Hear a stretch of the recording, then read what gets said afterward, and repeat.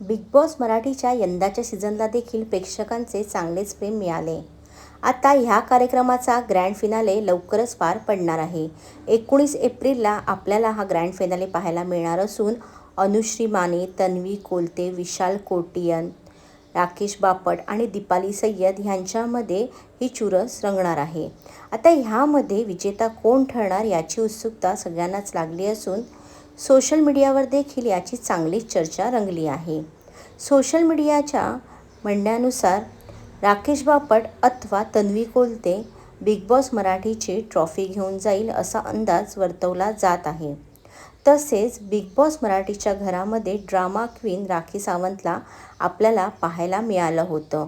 राखी सावंत नुकतीच या घरातून बाहेर पडली आणि त्यानंतर ती दुबईला जायला रवाना झाली. दुबईला जाताना पापाराझींशी एअरपोर्टवर बोलताना तिने 2 स्पर्धकांना वोट करण्यासाठी सांगितले.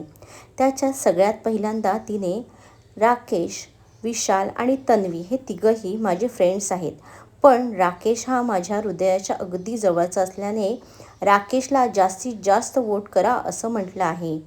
एवढंच नव्हे तर तन्वी ही माझी रत्नागिरीची असल्याने तिला देखील वोट करा असं देखील तिने म्हटलंय.